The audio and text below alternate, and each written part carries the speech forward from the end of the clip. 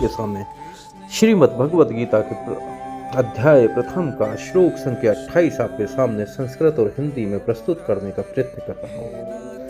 कृपया पर्याविष्टो विषीदत्रिदं ब्रवीत् दृष्टेमं स्वजनं कृष्णं युयुत्सुमं समुपस्थितम्। जब कुंती पुत्र अर्जुन ने मित्रों तथा संबंधियों की इन विभिन्न श्रेणियों को देखा तो वह करुणा से अभिभूत हो गया और इस प्रकार बोला। अर्जुन ने कहा, हे कृष्ण, इस प्रकार युद्ध की इच्छा रखने वाले अपने मित्रों तथा संबंधियों को अपने समक्ष उपस्थित देखकर मेरे शरीर के अंग कांप रहे हैं और मेरा मुंह सूखा जा रहा है।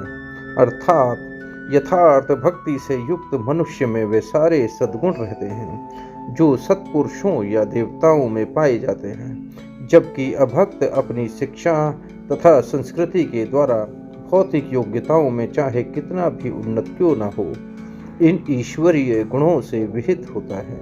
अतः स्वजनों, मित्रों तथा संबंधियों को युद्ध भूमि में देखते ही अर्जुन उन सबों के लिए करुणा से अभिभूत हो गया जिन्होंने परस्पर युद्ध करने का निश्चय लिया था। जहाँ तक उनके अपने सैनिकों का संबंध था, वह उनके प्रति प्रारंभ से ही दयालु था, किंतु विपक्षी दलों के सैनिकों की आसन्न मृत्यु को भविष्य में देखकर वह उन पर भी दया का अनुभव कर रहा था।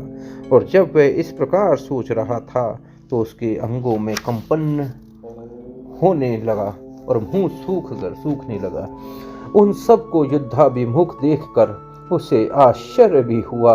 प्राय सारा कुटुंब अर्जुन के सगे संबंधियां उनसे युद्ध करने आए थे, यद्यपि उसका उल्लेख नहीं है, किंतु तो भी सहज अनुमान लगाया जा सकता है कि न केवल उसके अंग कांप रहे थे और मुंह सूख रहा था, अपितु वह दयावश रुदन भी कर रहा था।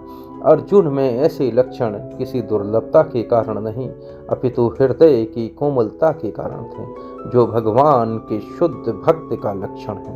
अतः कहा गया है, जो भगवान के प्रति अविचल भक्ति रखता है उसमें देवताओं के सद्गुण पाए जाते हैं, किंतु जो भगवत नहीं है उसके पास भौतिक योग्यताएं ही रहती हैं।